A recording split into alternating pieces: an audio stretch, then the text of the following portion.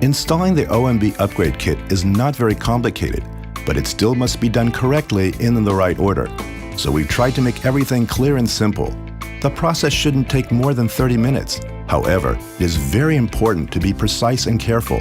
If at any point, mainly during soldering, you're unsure of your ability to do it properly, if, for example, you're not acquainted with the terms cold joint or insufficient wetting, and if you don't own your own soldering iron, you may not want to experiment on your guitar for your first soldering project.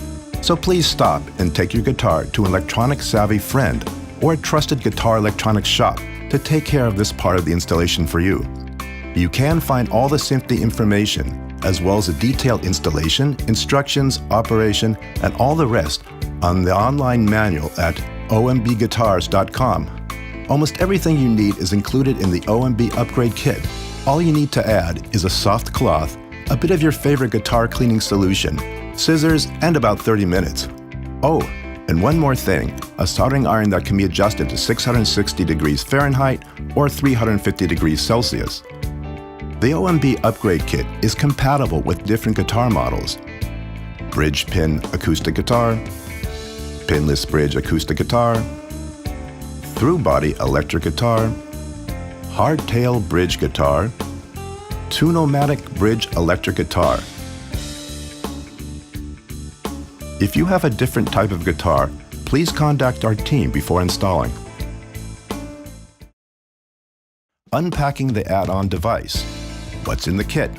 Set of guitar strings, add-on device, USB cable, fine steel wool, flat copper tape, diamond tape, add-on device adhesive strip, string guide insulation sleeve, string through spacer block, hardtail bridge spacer block for hardtail electric guitar, spacer block insulating for electric guitars, turn on, turn off, gently remove plastic cover, disconnect the brain from base and charge it. Preparing the guitar. Some procedures are common for all guitars. While you are working, please be aware that in order to get the best results, the best accuracy, and quick response, the strings must touch the frets. If the frets have any corrosion or grease on them or are just dirty, the signal and accuracy are at risk. Therefore, it is important to pay attention to the next step. Take the fine steel wool from the packaging and very gently remove any corrosion or grease from the surface of the frets. Remember to include the fret edges on both sides of the fingerboard. Be careful not to scrape the finish off the frets. Make sure to clean the tip of the fret on both sides. Then use a soft cloth moistened with your favorite cleaning fluid to clean the fingerboard, taking special care to remove any residue of the steel wool. Let the neck dry while you go to the next stage.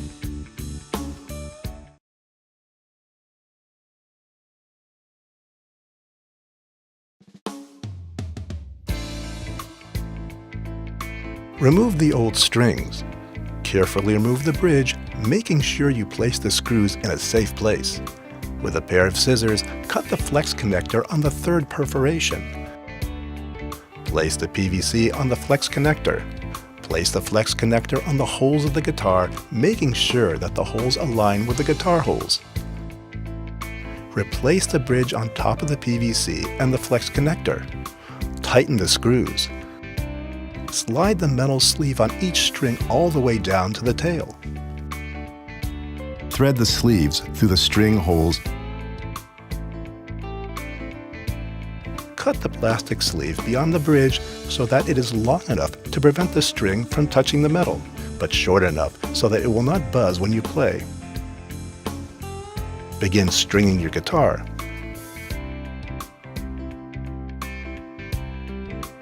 Slightly angle the base upward.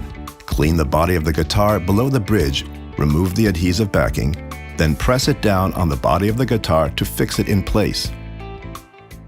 Soldering the flat conductive tape to the frets. This part is common for all types of guitars and must be done carefully. For demonstrative purposes, we are using an acoustic guitar.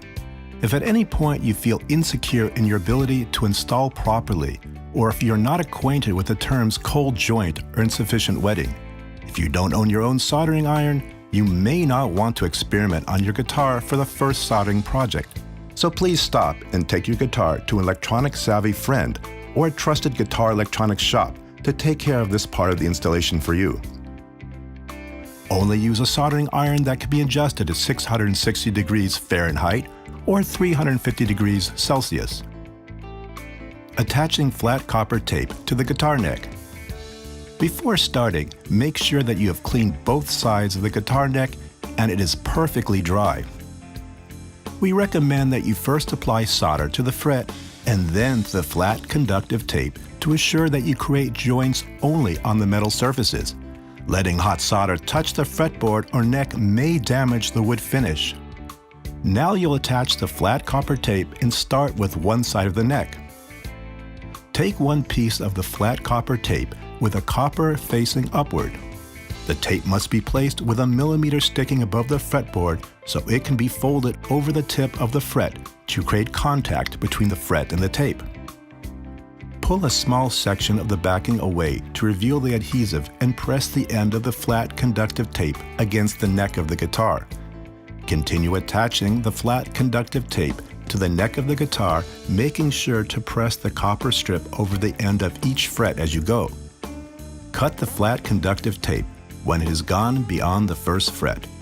Solder the ends of each fret to the flat copper tape.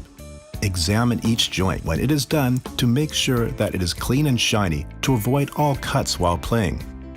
After you have completed soldering on one side, repeat the same process on the other. Now give both sides another look. Repair any suspicious joints. If you own a multimeter or can borrow one from a friend, you can assure yourself that the joints are good by measuring the resistance between the two adjacent frets and verify that it is no higher than 0.5 ohms.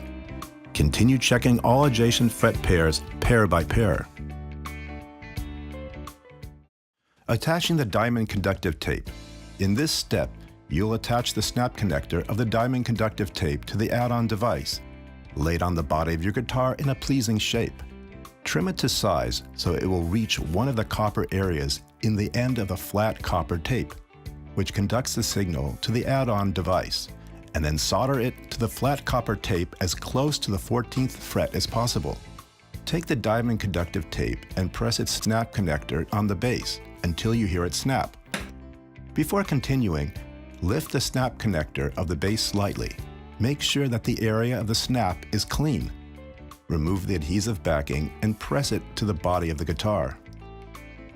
Remove a portion of the adhesive strip from a diamond conductive tape and attach the first few segments to the body of the guitar.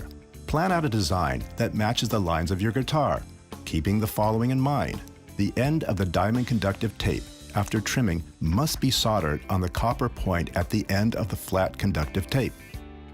Once you have an idea for your design, look at the diamond conductive tape and notice the conductive copper that is visible in the last 9 segments.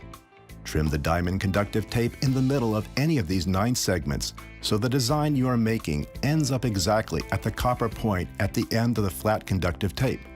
When you have completed your design, measure the end of the diamond conductive tape and cut it in the center of the closest segment.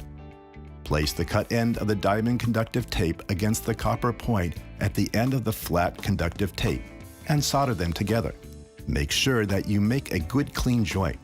You can now put away your soldering iron. Completing add-on device installation. Just a few more steps and you'll be ready. Take the brain and push in the clasps at the sides. Push the base down until it snaps into the clasps. If the brain has not completed a full 2-hour charge, you may leave it plugged in a while you set up the OMB app and begin to play.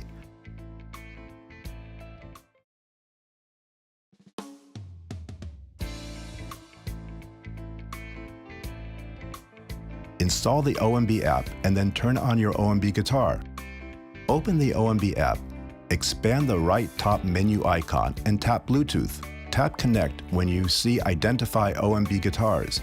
You should now see on the main screen top left an icon of the battery level of the OMB device. If you strum your guitar with your left hand, go to the setting options in the menu and select Right-handed Guitarist and then OK. Calibration.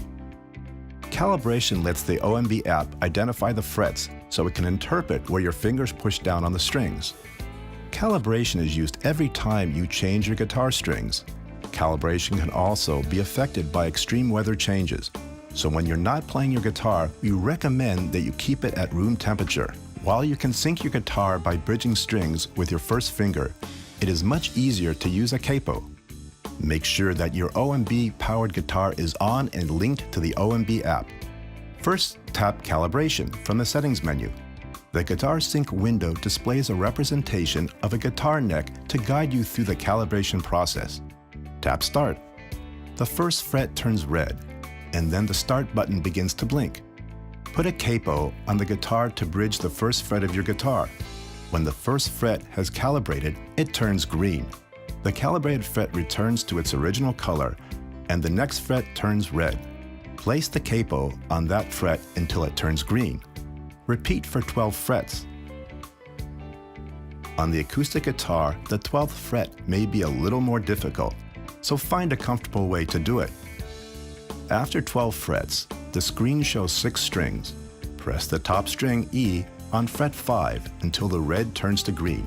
Then press string A, then D, G, B, E. For best results, avoid moving the guitar during calibration and make sure that the capo is steady and is pressing down on all 6 strings. If during calibration the green light flickers, stabilize the capo to get a steady green light. App Tutorial. Turn on the app. Theme menu icon, backing tracks, saved recordings.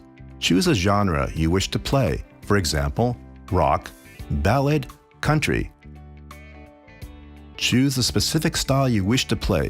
On main screen, you will see lower bar for each style. Intro, A, B, C, D, outro, start. Intro gives you a nice and smooth intro into the song you are playing.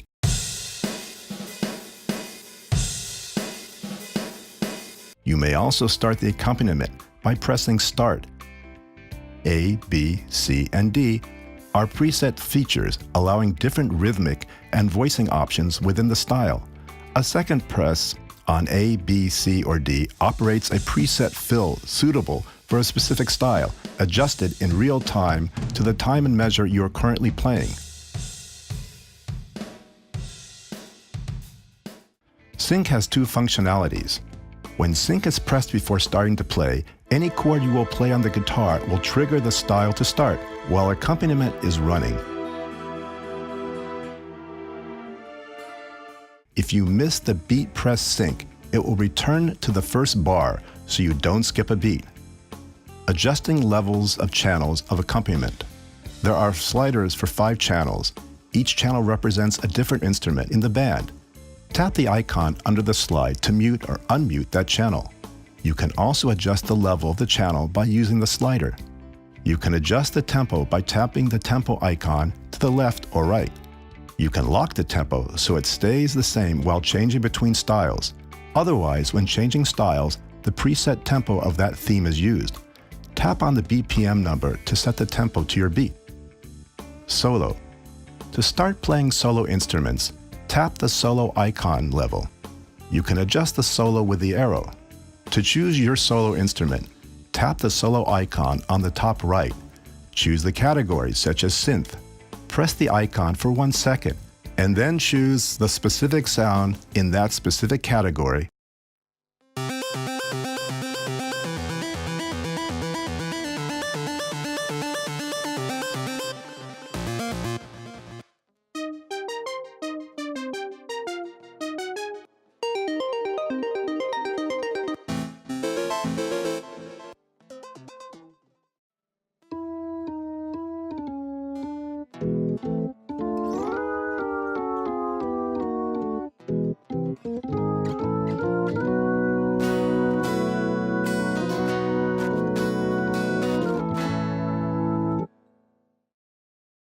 Solo plus sustain.